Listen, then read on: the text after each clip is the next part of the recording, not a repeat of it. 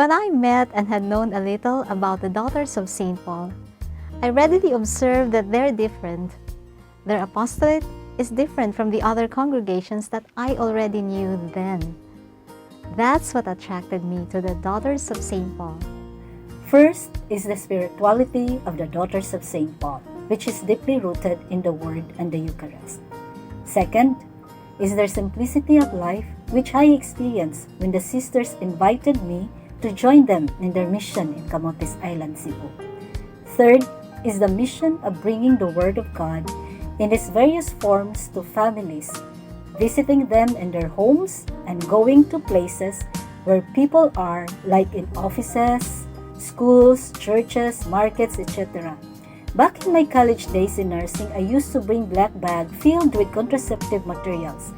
When I experienced the mission of the Daughters of St. Paul, I said to myself, no more of contraceptive materials that prevent life, but I will be carrying black bag full of life-giving materials or resources and life itself, the Word of God. Their mission which is the proclamation of the good news through the modern means of communication. I was really very much involved in that. I like movies, I like video, I love to read a lot. And I like all. I'm using all aspects of the social media or communication. So for me, it was a natural progression because it was just what I'm doing already. I joined the Daughters of St. Paul in 1993. As an aspirant, I was introduced to the convent schedules, practices, and apostolate. After 6 months, I entered postulancy, where I was encouraged to deepen my personal relationship with Jesus Master through prayer and study, and to further develop my human and Christian maturity. The real initiation to the Pauline religious life happens in the novitiate stage. Here, I studied the congregation's history, the constitutions, the sacred scriptures, and the vows of poverty, chastity, and obedience. It was a period spent in intense prayer, study, mission, and community life. My 2-year novitiate concluded with my first profession of vows.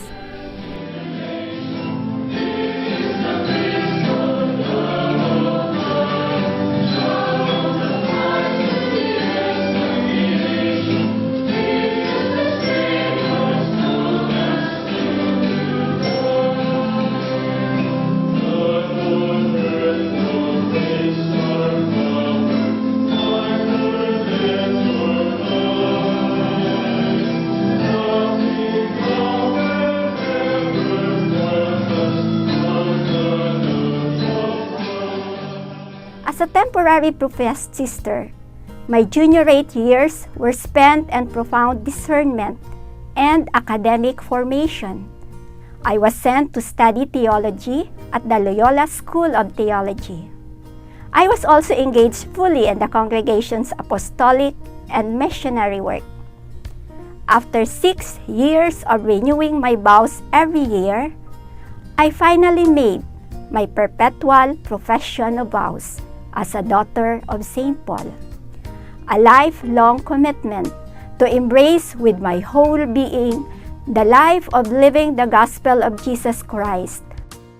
Our Pauline spirituality consists of these 3 devotions. First and foremost, to Jesus Master, the way, the truth, and the life. And then to Mary, Queen of the Apostles. And of course, to St. Paul the Apostle, our patron. So it is a spirituality that embraces the whole human person, mind, will, and heart. It is meant to make us live and witness to who we already are, the beloved children of the Father, and brothers and sisters to one another in Jesus Christ. You were born of the Eucharist. Your food is the Eucharist. Your spirituality is the gospel lived in its entirety, as explained by St. Paul the Apostle. These words of Blessed James Alberione from the 2 pillars of the Pauline spirituality. Quality time spent meditating and assimilating the living Word before the Eucharistic Christ daily continuously recreates me. The words in every Pauline chapel and oratories, "Fear not, I am with you. From here I want to enlighten. Have a contrite heart," is both a reminder and an invitation for me to daily receive the light and experience my daily rebirth from Jesus in the tabernacle. Looking back at my 25 years of religious consecration, the Eucharist and the Word of God is my daily bread that transform my broken and wounded self to be Christ's healing and life-giving presence to others. In community life, there is joy in knowing that one belongs to a group of consecrated persons bonded by love. There is joy in knowing that God has given us others to console us in our afflictions. Because of different upbringings and unique family backgrounds, one has to go beyond each other's flaws to have a forgiving heart in order to work in peace and in unity.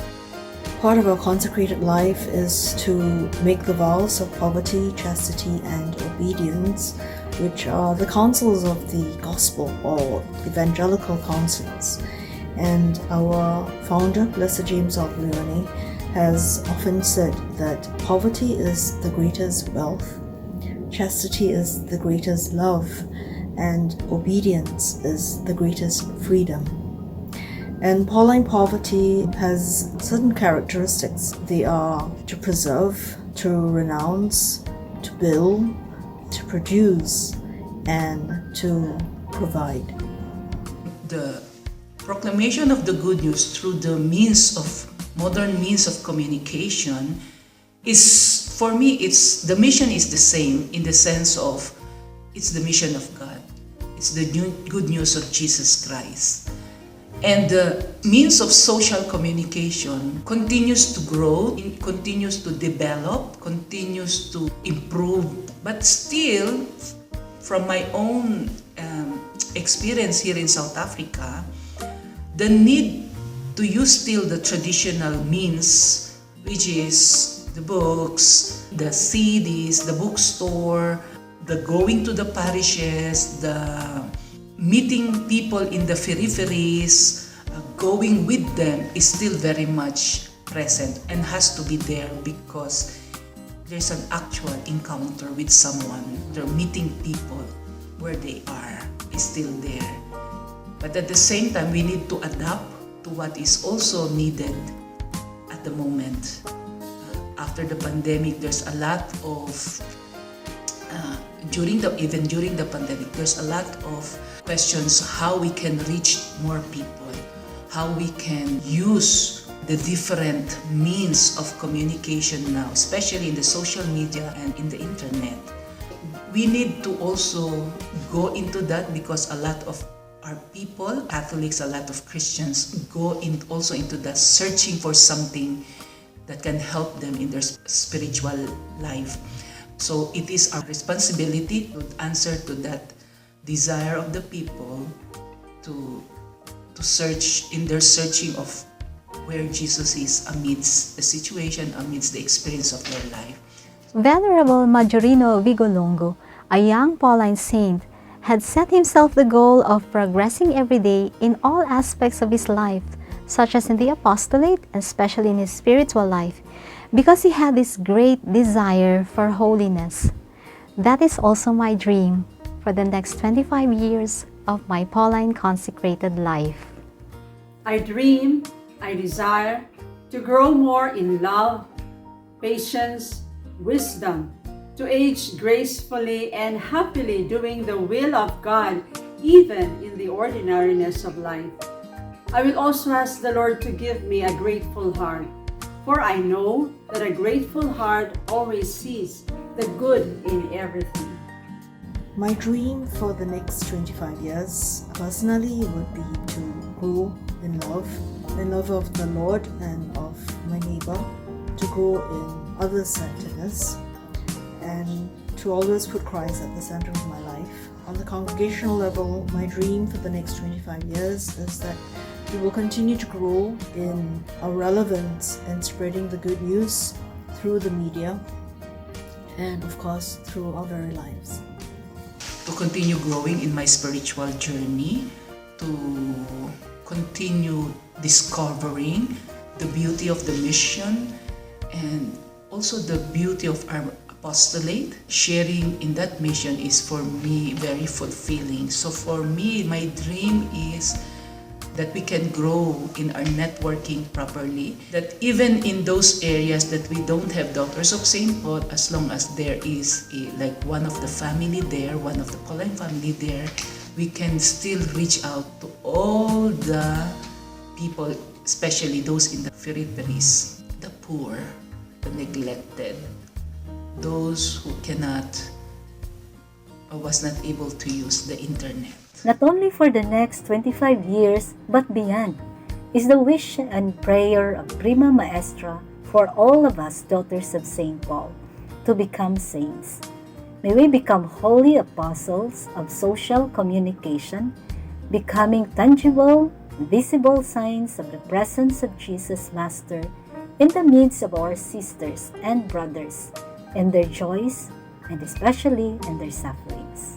I dream of witnessing God sending more good vocations to our congregation and more opportunities to maximize the various powerful platforms and telling the world about Jesus. I dream of living the rest of my life in profound gratitude.